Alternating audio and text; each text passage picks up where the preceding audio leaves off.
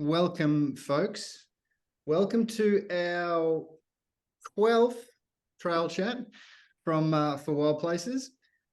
My name is Will. My pronouns are he, him, and I'm based in Port Kembla, just south of Sydney on Dharawal land. And we'd like to pay our respects to the traditional owners of this land and pay our respects to elders past, present, and future. This always was and always will be Aboriginal land. As mentioned, I work for Wild Places, and we put on these monthly chats online.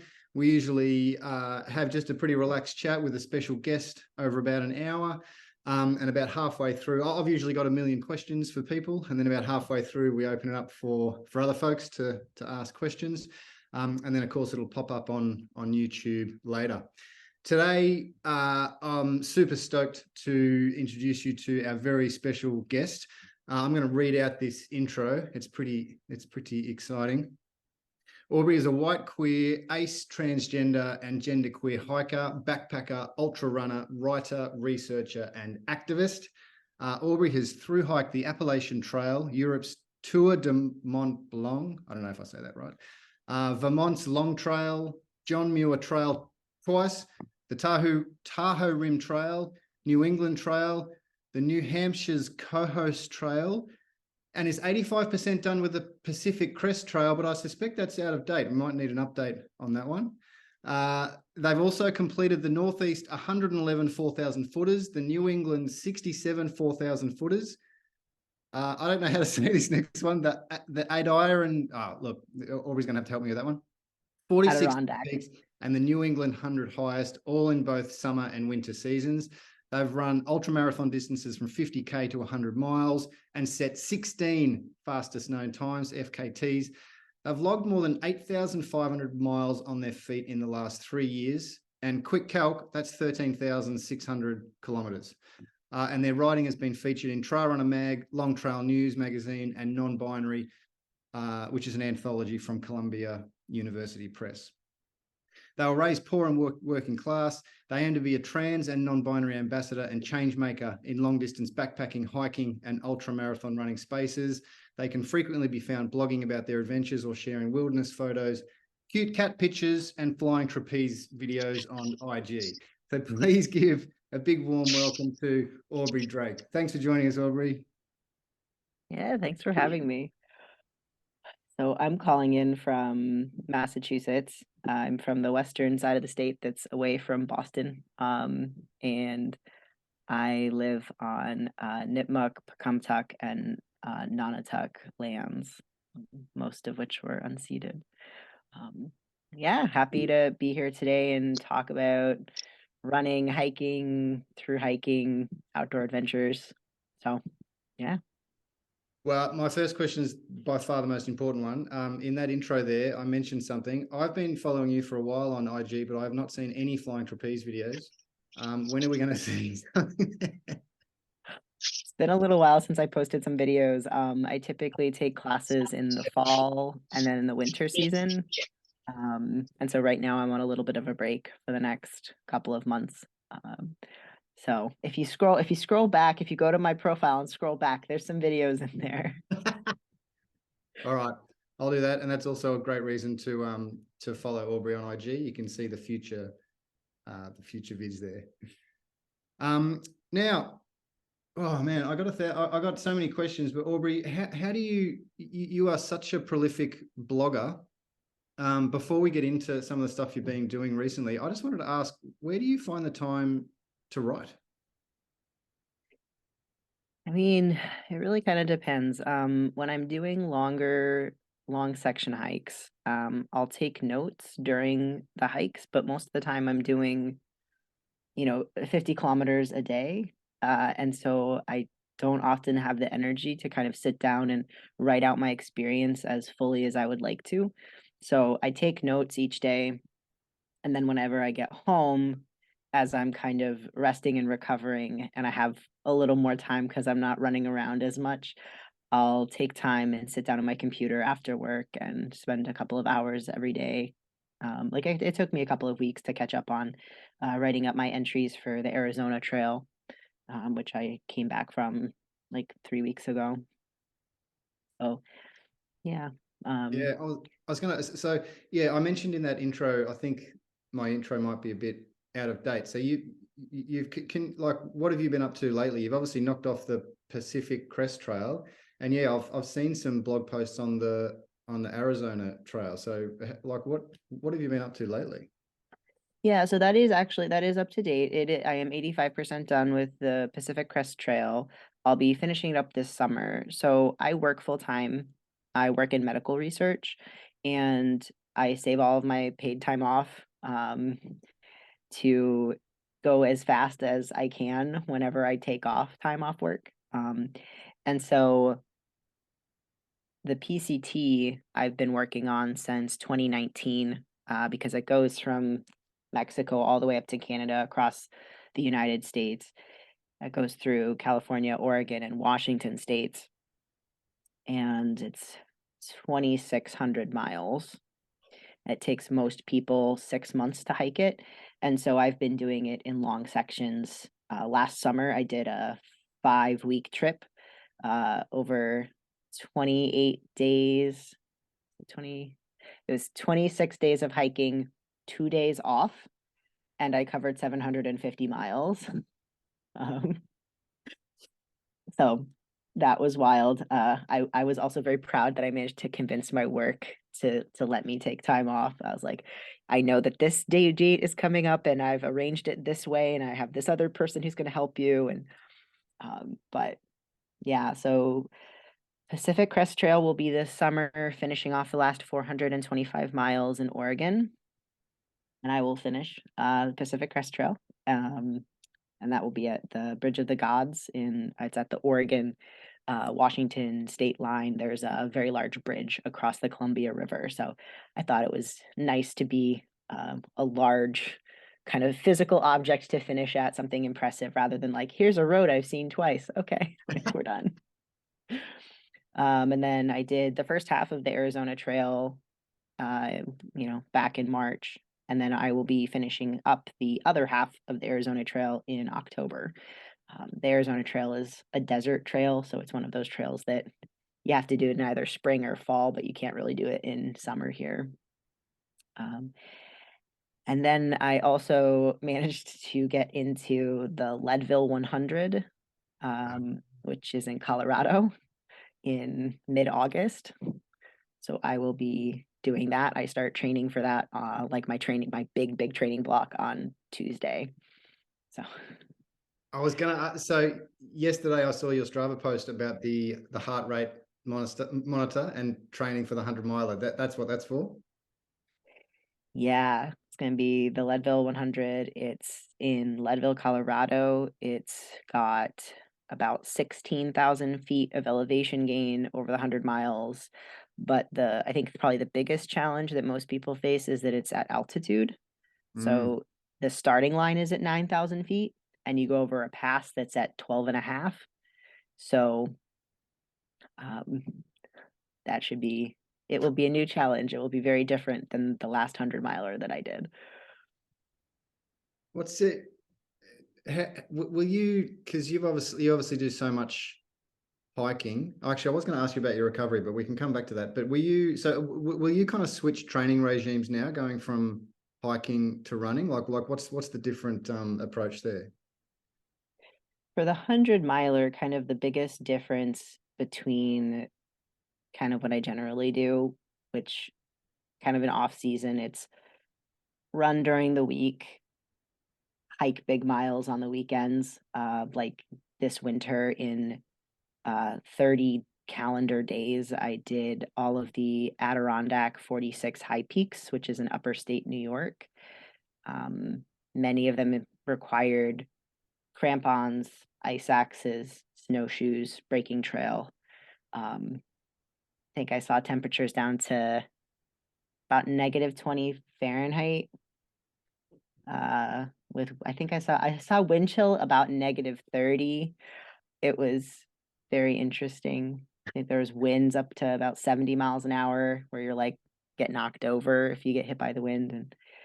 And but so I typically run during the week, and then kind of hike a lot of big miles on the weekend. But then for the 100-mile training, I do a little bit more workouts, like formalized workouts once a week with more like a little bit of speed work or hill work, and Mm, then longer runs where it's not objective focused, but it's mileage mm. focused, where I can't just go off to go climb up a bunch of mountains. I have to be like, all right, I need to do a 20-mile day today with this much elevation gain, and I need to actually be running for most of it. And so, You'd be pretty confident at altitude though, yeah? I mean, I have a lot of experience, not a lot, but I have a fair amount of experience for hiking at altitude. Mm, The John Muir Trail, pretty much all of it is at altitude. A lot of the Pacific Crest Trail is at altitude, and actually a little bit of the Arizona Trail is at altitude as well. So, and I'm planning on going out. I'm able to work remotely for a lot of my time at work. So I'm planning on going out 2 weeks in advance and working remotely in Denver and then higher up so I can have more time to kind of incrementally adjust my altitude to be as acclimated as possible going into the race, because I think that will be the biggest factor really in being able to make their cutoff times, and their cutoff times are very aggressive. yeah, right. And how, how is the body feeling post, well, all your recent hiking? Are you, are you still in recovery mode, or are you recovering from any injuries? Or I mean, I going into my hike on the Arizona Trail, I had developed just out of the blue, probably because I was increasing my mileage in a little bit too quickly on running.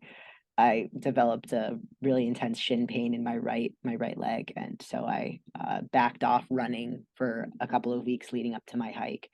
But that seems to be mostly resolved. And during hiking, I had a nagging heel problem that I thought was my boots, and then I realized it was actually my Achilles. So I'm working with a physical therapist on that. But I've been taking, at the advice of a couple of my friends who also do coaching, they're like, spend March and April when you come back from your hike doing like cross training, whatever feels good, resting a lot, miss running. That's a good thing to miss because once you get into the 100-mile block, you're going to be excited at the beginning, and by the end of it you're going to be like, more running. And I was like, I remember that from last year. You're like, must we go do more running? Okay, fine. um and so wanting to have that like hunger for running and having my body like ready to go and fully recovered, and just mentally the fatigue can definitely get to you with a training block that's 3 months long. that's such a good point. Actually, our last guest last month, she's doing these crazy ultra triathlons, and so she's been doing a lot of cycling. And yeah, she was saying how it was actually really nice to get that to actually miss running. Like it's a nice space to be in, so you can really motivated to get back into it.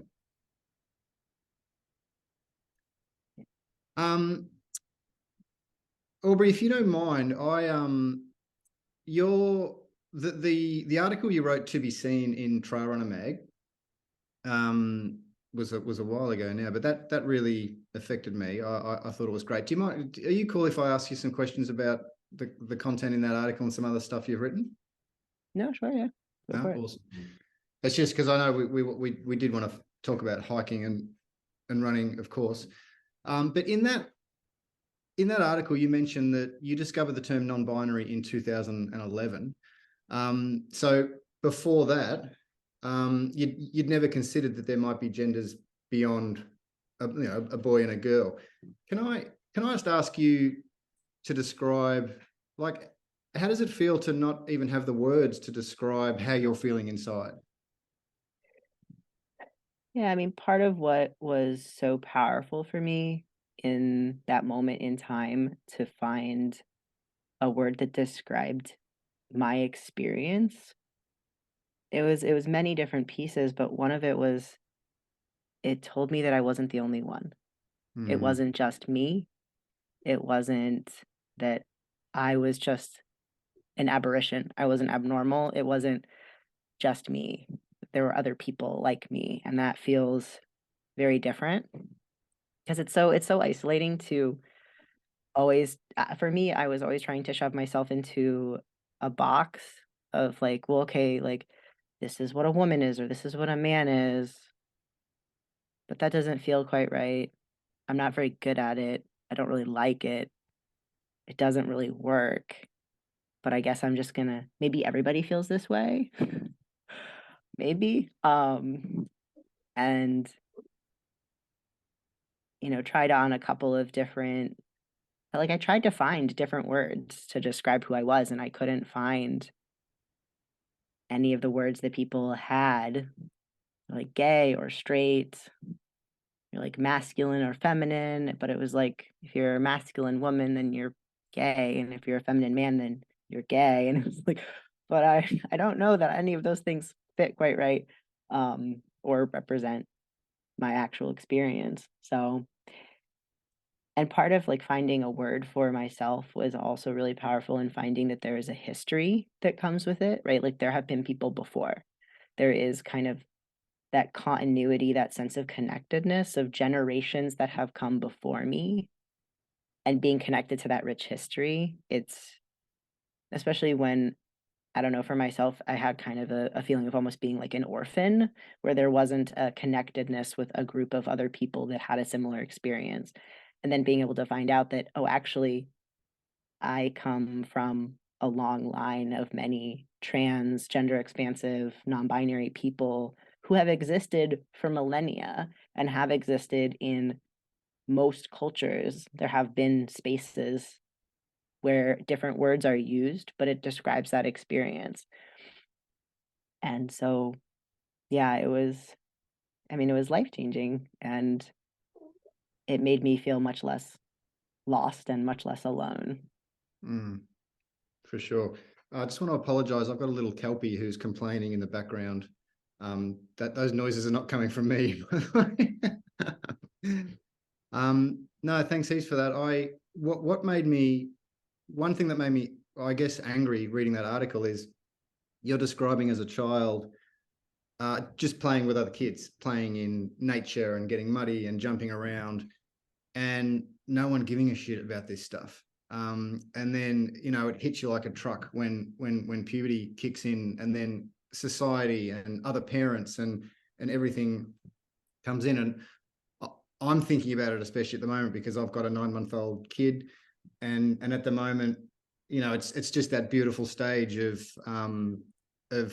yeah, none of that stuff matters. Kids just play and hang out together, and I'm scared, I guess, about that period approaching much later. I've got years to worry about it, but yeah, it's useful. It was really good to read about your experience, even though it made me angry and want to rage about the house. But yeah, that must have been amazing to discover the term non-binary and everything that means, the history, the community. Anyway, thanks for that article. I really loved it. For sure. Thank you for reading. And, I feel like at the end of the day, having a parent that is engaged and listening to their kid to say, like, who are you and who you are today is great. And that can also change, and that's okay. Hmm. That's that is a wonderful gift to give to your child. Thanks.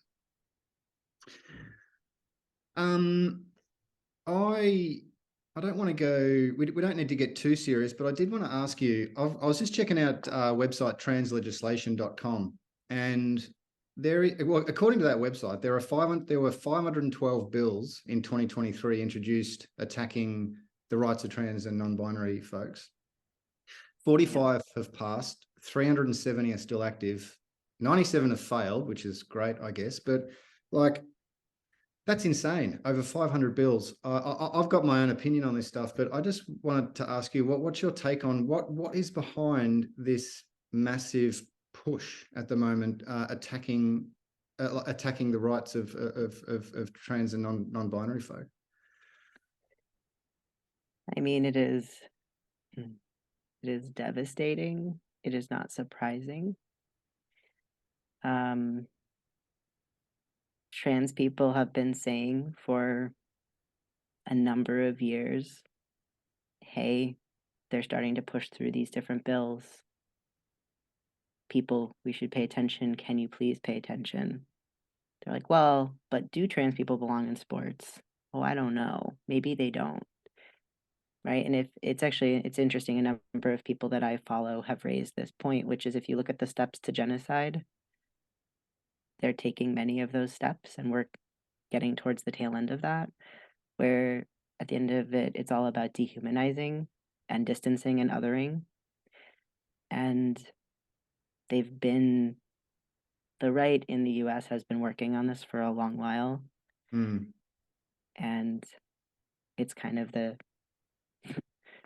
it is the natural conclusion that they've been aiming for quite a while. And they'll say it's about the children, it's about the children. It's never been about the children. And many of the laws that were proposed, and some of which at this point, there is one state in the US that has banned essentially access to gender affirming care for adults. That is no longer accessible in Missouri. And it is currently looking like that is going to happen in Texas as well. In addition to a host of other really terrible bills. I don't know. They've done the research, and them putting all of their eggs in the basket of trying to get votes by hating trans people. It doesn't actually work. They lose votes. Actually, there's been a couple of incidences in the last election where seats flipped Democrat that normally went Republican, and those were some of the politicians who'd gone really, really hard on trans stuff. Something like 65 or 70% of Republicans in the US are like, leave trans people alone. Like, why are you obsessed with this topic? So I think it really comes back to maybe a few thousand people. There's a couple of specific hate groups that are very well connected with the politicians who are in power. And often the bills are identical. They're like copy paste from one state to another state. And the people who are putting up the bills have literally never read them. So I mean, nobody I know is okay. Everybody is depressed and anxious and suicidal and considering fleeing the country, definitely fleeing their state. I know multiple families with trans children who have had to move, often uprooting jobs and families to be somewhere where they can be safe. I'm not traveling to Florida. Like, what is it? Was it Equity Florida or Equality Florida put out a travel notice that was basically like, if you are LGBTQ, please do not come to Florida. It is not safe. So I live in Massachusetts, and there is some degree of protections in that. At the same time, there is a town, I think about 35 minutes away from me, that was supposed to have a rural pride celebration coming up. They had approved the permits, and in the last 2 days, they tried to ban drag queens from Pride, and then rescinded that attempt to ban it, and then said, we revoke your event permit. You are not allowed to have Pride in this town anymore. Because they've been, I don't know, watching Fox News, but yeah. Yeah, it's terrible. And unfortunately, Australian politics often reflects US politics. There's often overflow and a lot of connection, and there's similar stuff going on here, although not to the same extent in terms of 500 bills. But there's a bunch of stuff happening. One heartening thing, I guess, is it's happening in the context of, like, in 2017, federal marriage equality legislation was introduced here and passed on the back of a referendum. So it feels like there's kind of positive change happening, and then this kind of backlash against that progress, I guess. And yeah, I mean, I think there's a bunch of reasons, and everything you're saying, I agree with, and especially that thing you mentioned about playing on people's ignorance to deflect from the really bad things going on in a lot of people's lives. Like here, we've got this full-on cost of living prices where inflation's through the roofs. You go to the supermarket now and it costs 2 or 3 times what it did a few years ago. People are really struggling. Hey, look over there. People to hate, like it's just it's so gross in terms of the impact it has on people. Yeah, and especially in the US with all of the gun violence happening, and they're like, it's the drag queens, and you're like, I think it's the guns. Yeah. Yeah, I know. That's hey Aubrey, when I became a runner, I actually felt like my first sport was basketball, which has a lot of kind of ultra competitiveness and a lot of macho culture stuff. Probably not as much as football, but a lot. I found running a lot more inclusive and kind of progressive, I guess. And I read things like Trail Runner Mag, and that seems to back that up. But I don't know how you feel in terms of the running community, but I just wanted to, would you have any advice for us as runners in Australia, how we can just help the campaign to support rights for trans and non-binary folks? Oh, it's a great question. Yeah, so kind of to the first part of the question, and Shane, I saw your question. I will get to that in a minute. Oh, sorry, Thank Shane. you. Yeah.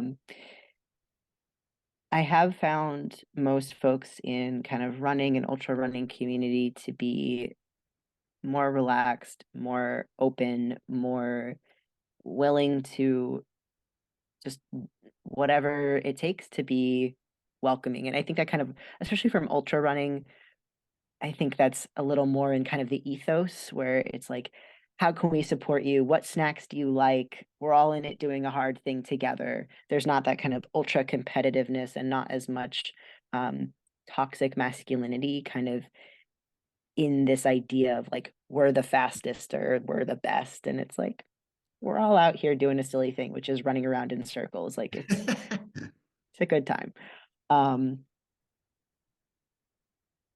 I have also been, kind of in through hiker culture a lot and long distance hiking.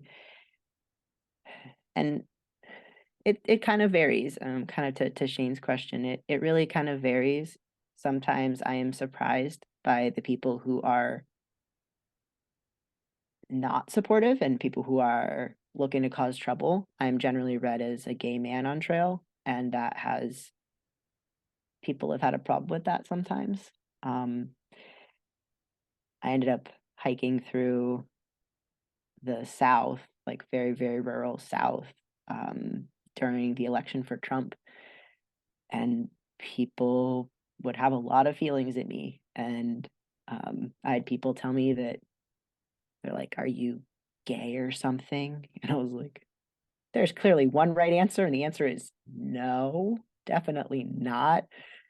And I had people tell me, they're like, the shelter is full. You should stay somewhere else tonight. I was like, there are 3 of you and it is an 8-person shelter. But you are correct. I'm going to go sleep somewhere else. That's a better plan. And I've also been surprised. I have been surprised by the kindness of people in so many places. I've had so many experiences that were just wonderful. Like I was hiking in Washington State and on the Pacific Crest Trail, and there was this kind of it was like a all-terrain vehicle campground that very rarely was used by anyone. And so I got there to set up my tent for the night, and there was already 2 pickup trucks that had driven in on this barely drivable road and set up a big camp, and they had a campfire and a bunch of tents. And a bunch of booze. This is a bunch of bros all hanging out. This is not a place to hang out for very long. So I kind of was like looking around trying to find somewhere to camp.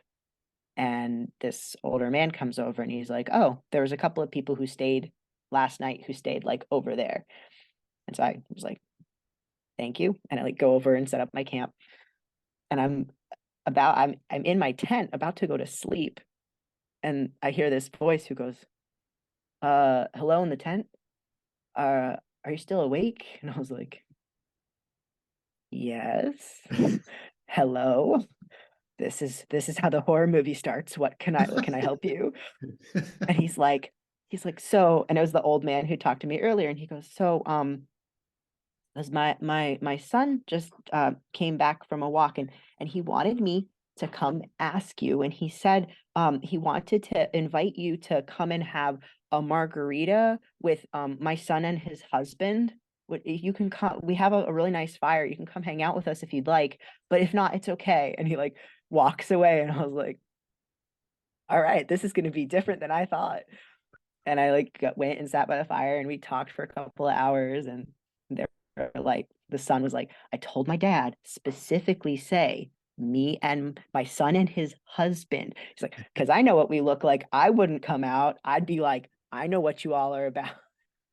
And it was just like a nice evening where it wasn't a big deal, and it didn't, it was nice to just be like have that kind of normal experience without having to worry about it. Yeah, absolutely. Oh, absolutely. Shane, I kind of stepped on your toes, then I almost asked a similar question over the top of yours. I thought you were just being efficient, Will. Yeah, I should have claimed it. Just I've worked your question into mine. How are we going for time? I got a bit involved there. 35. Hill, have you got any questions before I carry on? It's a bit of I guess I do have lots of questions, Aubrey. I guess started off as a hiker and then discovered trail running and then injury and, stuff, and just got back from doing hiking or going for a hike down in Tasmania. And it's got me questioning, like, how do you decide what's like a trail run or like a big day versus a hike? Because I find it, they're two different experiences that you have in that when you're hiking, because there was a trail that was 15K, and I was like, I could go do it as a run, but I'm going to do it over 2 days so I can go slow and actually take it all in and spend the night out in my tent in this place and actually just do it to be there, as opposed to like train or just say I've done that particular route. But yeah, it made me think much more about like, choosing to slow down and I feel like hiking, you've got to pack on, and it's still by all means a workout. It's a different kind of workout. But how do you decide what you do, as a through hike or as a, where you do a heap of Ks in one day versus like just for the enjoyment of it, I guess? I struggle with slowing down. I get that impression, like you've walked so much. I'm like, you must have to do it at an incredible pace to like cover so many Ks, on a weekend as well. So yeah, that's not surprising. Yeah. Secret is often not sleeping as much, getting up very early and going to bed very late, and not snacking or having like a break. I like eat while I walk. Yeah, and for me, I come from hiking and through hiking before kind of discovering trail running and ultra running. And it took me a good while to realize that like the Venn diagram, like there's a good overlap of what is ultra running and what is like hiking really fast. You're like, they actually like, how much of an ultra do you run, right? Like 100 miler, unless you're like the upper echelon of runner, like you spend a lot of it walking. And so like having that strong hiking background where you're like, I can be asleep, and if the terrain is decent, I can hit 3 miles an hour pretty much asleep, which is really great in the middle of the night. Like, for deciding kind of what ends up being a run versus a hike for me, some of it depends on the training goal. Like, so there is there out in the White Mountains in New Hampshire, there are 46 high peaks, or 48, sorry, 48 high peaks. And there is a thing called a grid, a New Hampshire grid, which is, they're all games that we make up that are fun, where it is every single one of the 48 peaks in every single month of the year. And so the name of the game is that you should hike the, peak 1 in January, February, March, like every single, and it's honestly in 1 year, although there are a few humans who have done that. Highest respect to Philip Karsha, because he's done it a number of times. He's a beast. But I'm working on that because, when you're like, what am I going to do this weekend? You're like, well, I'd love to go hiking. You're like, well, what do I want to hike? And I was like, well, let me just look at my list. What do we have left? Yeah. Like, what do we need Takes for the April? thinking out of it a bit, doesn't it? Like no, I find that as well. In 2020, I tried to visit all the national parks in our state, and there's 45, and that made it really easy because it was like, where will I go? I'll just go to one of these places, and you slowly mark them off, and it kind of takes the deliberation out of, being like, there's all these, we're pretty spoiled for choice here, and you just, it gives you something to do. And there's always, you always find a trail, and some are more picturesque and memorable than others, but you get to see places that you wouldn't normally go to. And but I think definitely, like, we don't have the through hiking culture here in Australia that you do in the States, mainly because they're just like, the through hiking is more like, putting everything you need for 25 days on your back, which is crippling. And then, going out literally into the wilderness.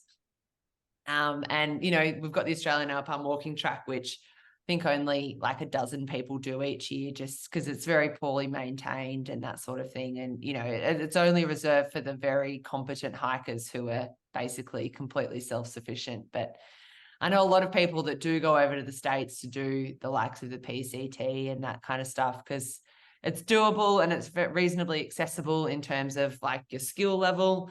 And it's also social, which I think is one of the best parts of hiking, and meeting people on the trail. And I guess to that point, I'm interested to know, I guess in extension to Will's question around like, how can we be more aware? But it's interesting you say, like, when you got to that campsite and there was that group of guys, like, I feel the same when I'm camping on my own as a woman. Like, if there's guys having a bro weekend, I'm like, nah, I'm not staying anywhere near here. Like, chances are it'll be fine, but it's just not worth risking it. But I guess, what are your kind of,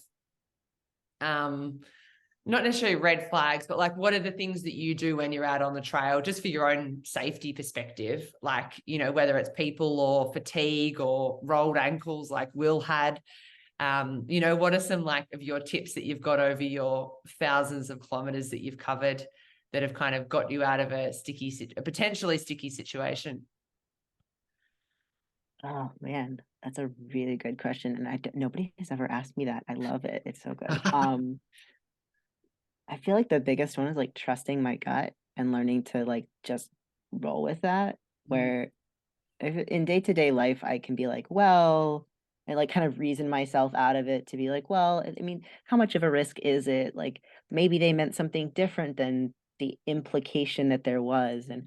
But out on the trail, I feel a little bit more like, if something doesn't feel right, I'm gone. If that means I'm walking instead of getting a ride, and in some cases it's not always comfortable for me, but I will sometimes keep my mouth shut when people say things that are not great. Like, I had that experience on the Arizona Trail where somebody who's giving me a ride was like, let me tell you why I hate Biden and why he's the worst. And I was like, all right, we have a 5-minute ride to the trailhead. I am not going to convince you otherwise. Yeah. Save your energy and avoid. And I find sometimes I need to, like, especially around people you don't know, like, not be too outspoken about your, values or beliefs, because you don't know who's around you.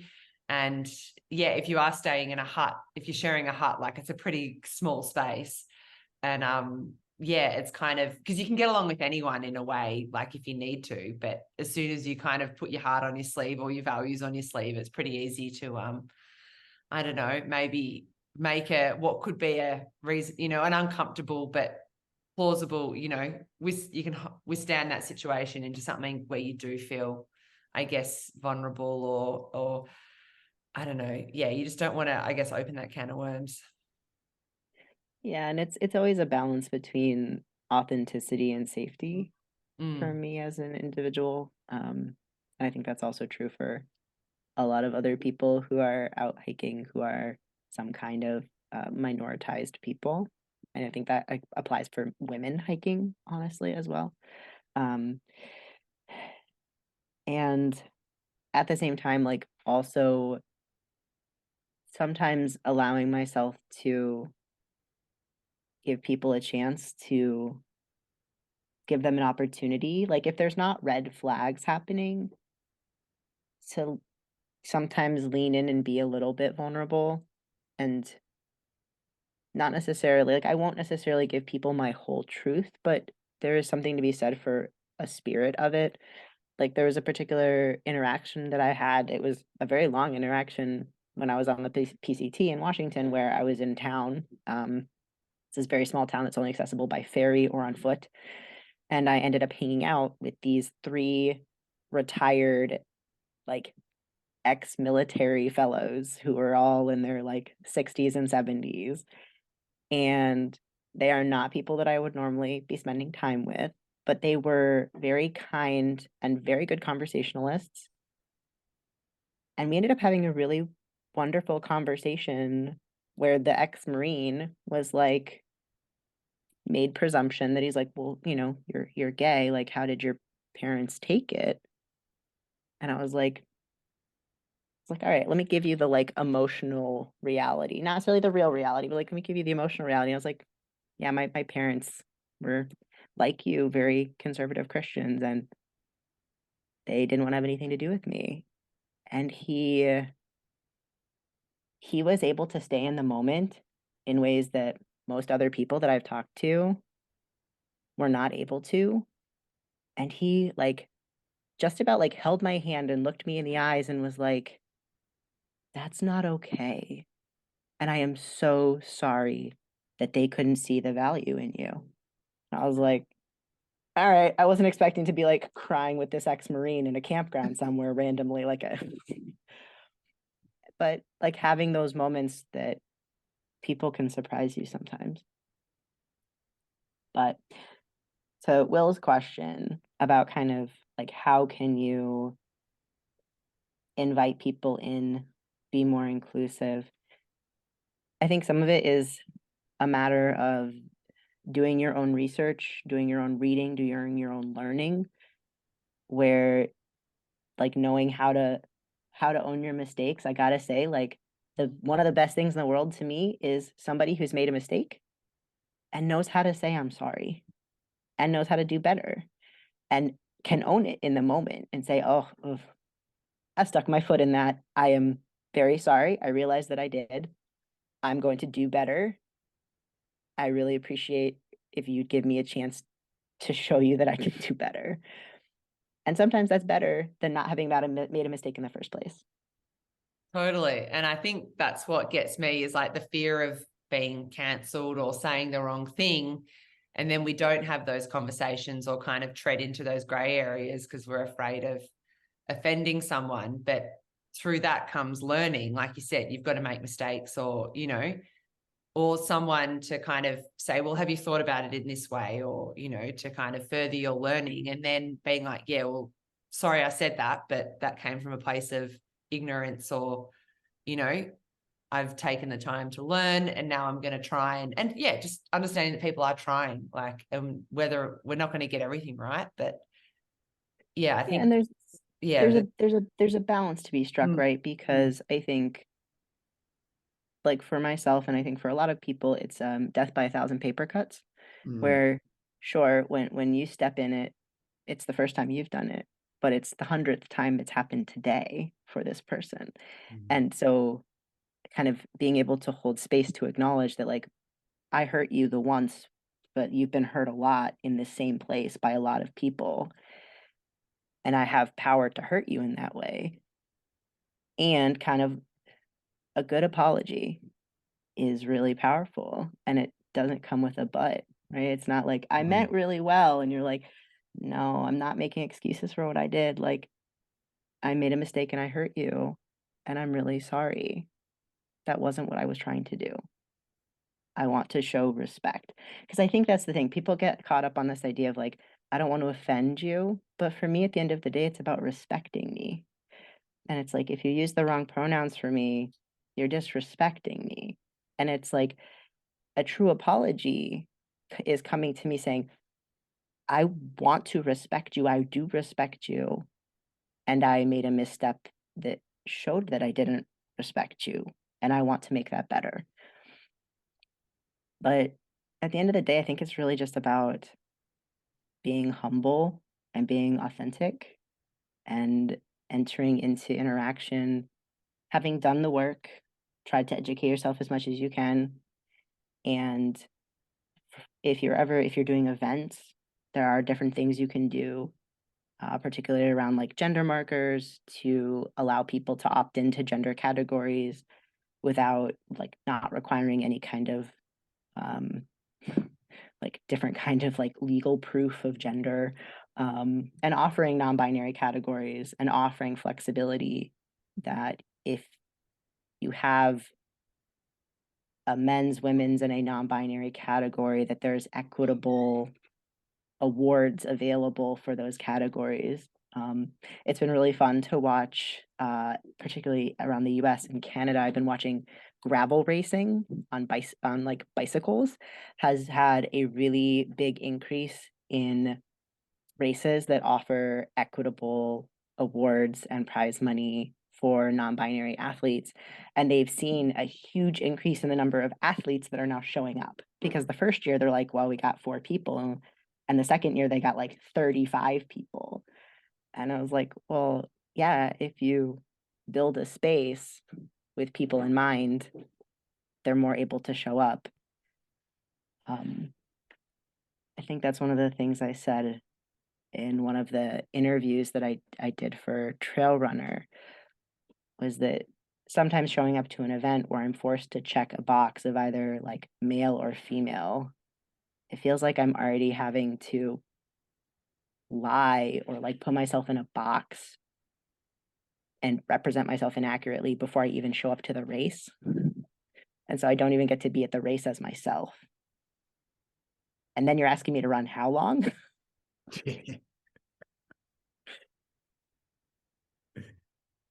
No, that's really good to hear, because that's something we're having that conversation. We've got an event happening in its second year later in September, and that's something that we're trying to navigate. We've got a camp coming up and we want to kind of with some non-binary people coming along, and we want that opportunity to try and unpack this a bit more, and I guess approach it make sure that we're doing it in a way that is inclusive, and but also because it is pretty new here. I don't know of any events off the top of my head that do offer that kind of that as an option, which is like you said, is a real like build it and they will come kind of thing, but no one's taken that step yet. So how do we do that in a way that is genuine, but then also doesn't just presume things? We're actually, speaking to the people that would like to be part of those events and say, how do we make this more inclusive for you? And unfortunately, there's no prize money for anyone. So it's all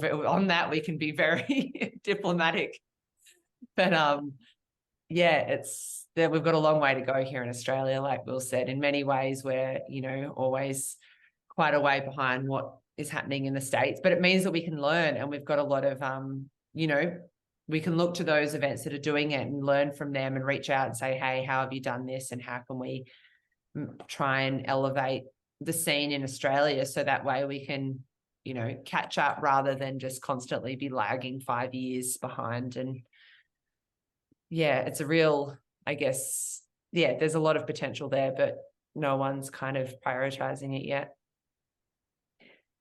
And it's also kind of exciting too, because it means that the trail running community has an opportunity to be some of the first people to offer a space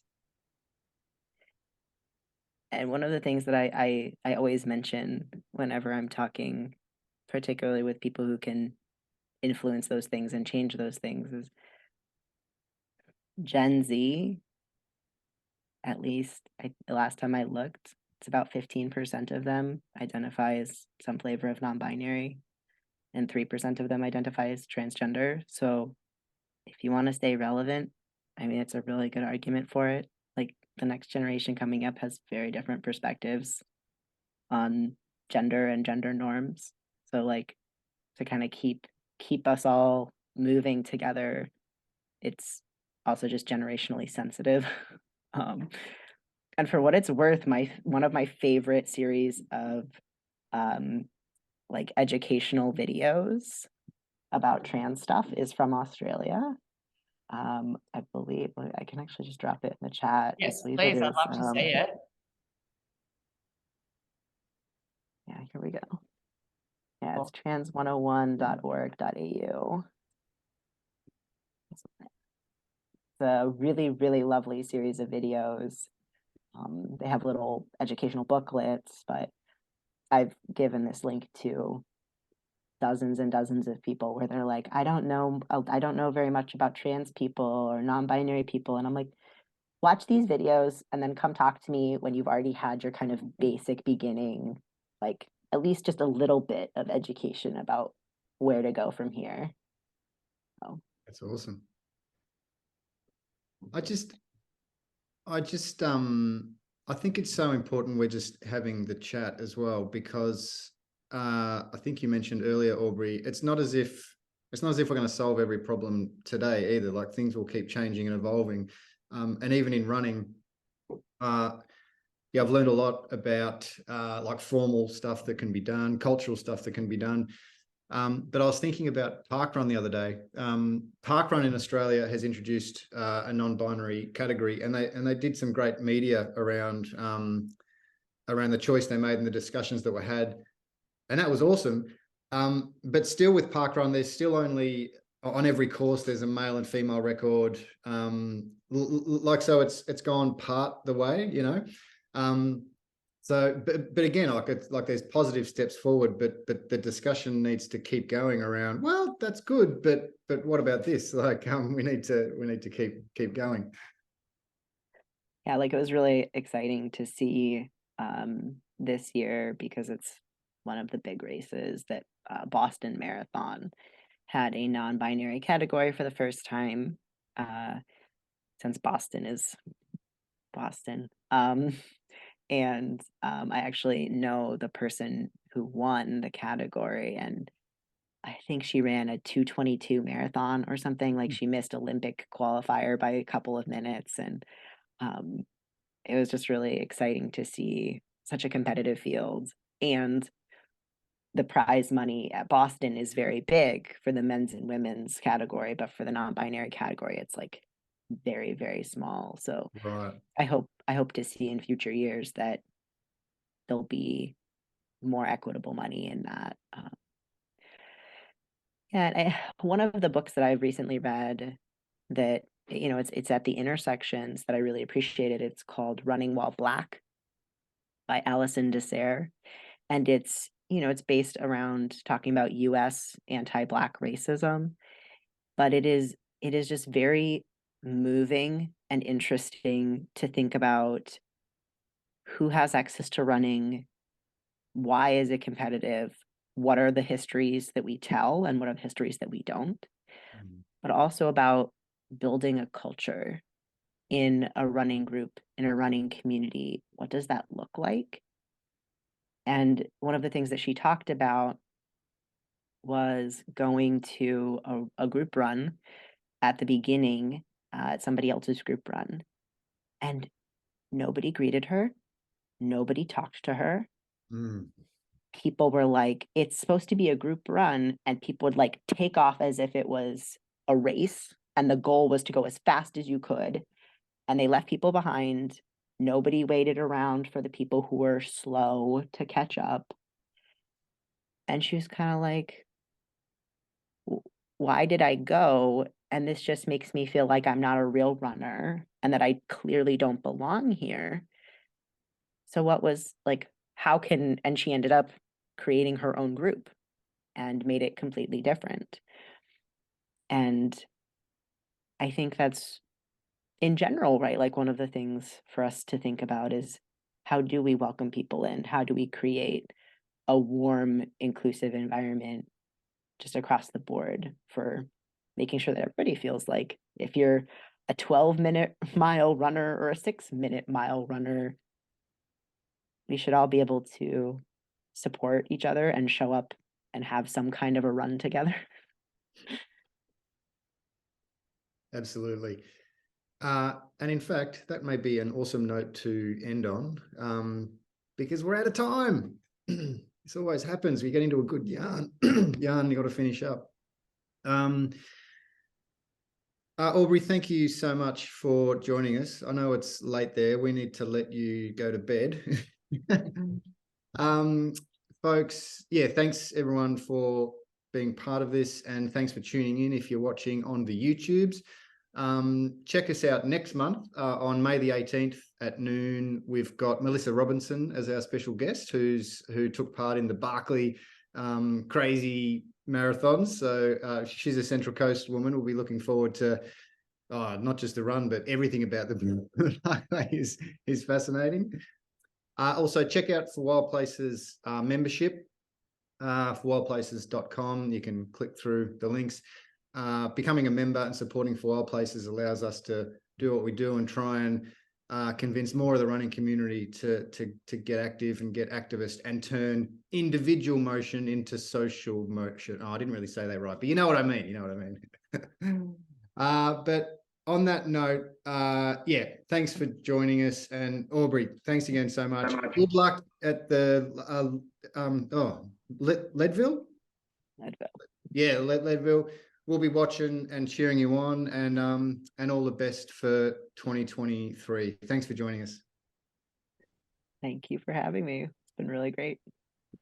Thanks, Awesome. Aubri. Lovely to meet you. Sleep well. Yeah. Have a great day. Bye. Thanks, everyone. Bye. Bye.